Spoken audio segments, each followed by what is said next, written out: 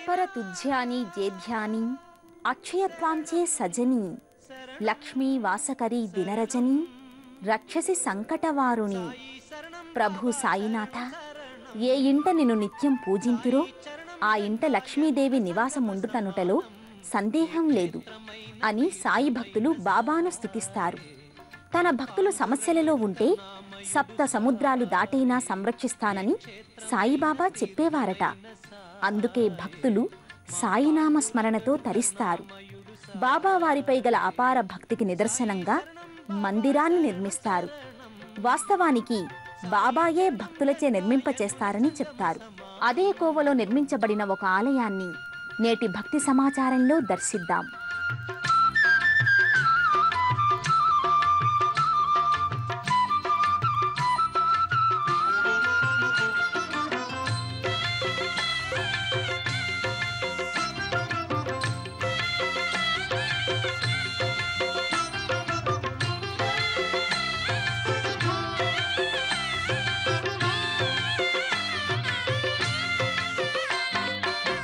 విద్యాబుద్ధులు వేడిన బాలకు అగుపించాడు విఘ్నేశ్వరుడై. పిల్ల పాపల కోరిన వారిని కరుణించాడు సర్వేశ్వరుడై. తిరగలి చక్రం తిప్పి వ్యాధినే అరికట్టాడు విష్ణురూపుడై. హైదరాబాద్ నగరంలోని లోవర్ ట్యాంక్ బండ్లో గల ద్వారకాపురిలో నిర్మించబడినది శ్రీ షిరిడి సాయిబాబా మందిరం. అనునిత్యం సాయి భక్తులతో అనంత సాయి మహిమలతో అలరారుతోంది ఈ ఆలయం. చిన్న ప్రదేశంలో నిర్మించబడినప్పటికీ ఎంతో మనోహరంగా కనిపిస్తుంది. గంగా యమున సంగమ సమానం, ఏ క్షేత్రమైన తీర్థమైన సాయే. మా పాండురంగడు కరుణామయుడు సాయే. సాయి శరణం బాబా శరణం శరణం. సాయి చరణం గంగా యమున సంగమ సమానం.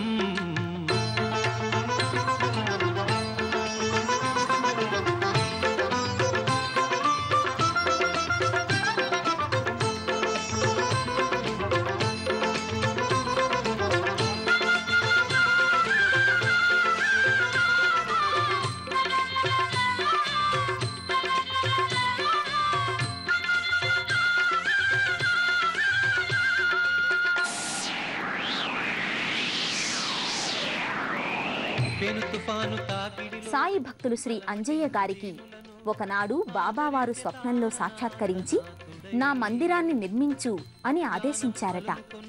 బాబా ఆదేశానుసారం వారి స్వగ్రామం దేశరాజుపల్లెలో మందిరం నిర్మించాలని తలచారు. అయితే ఆ ప్రయత్నం ఫలించలేదు. 1990లో ఒంగోలు నుండి హైదరాబాదుకు వలస వచ్చారు.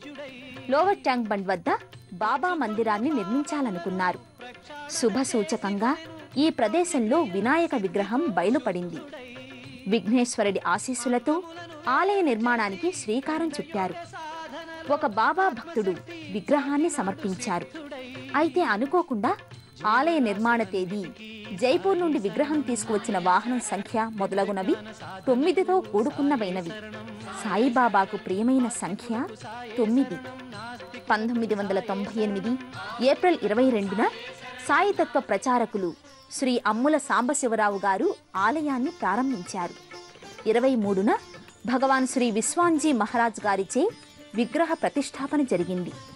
మరో విశేషం ఏమిటంటే ఈ ఆలయంలో గురుస్థానం కూడా మందిర నిర్మాణానికి ముందే ఉంది. ఇదే ఆ గురుస్థానం. సాయిబాబా దివ్య మంగళ స్వరూపాన్ని దర్శించిన భక్తులు ఈ గురుస్థానాన్ని దర్శిస్తారు.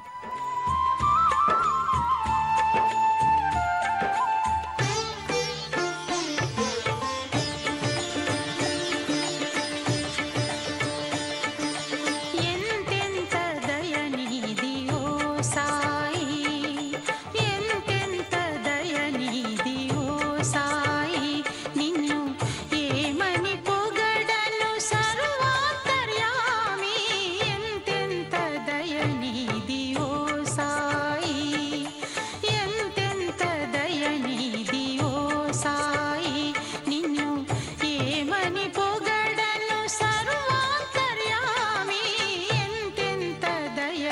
ఇది ఓ సాయి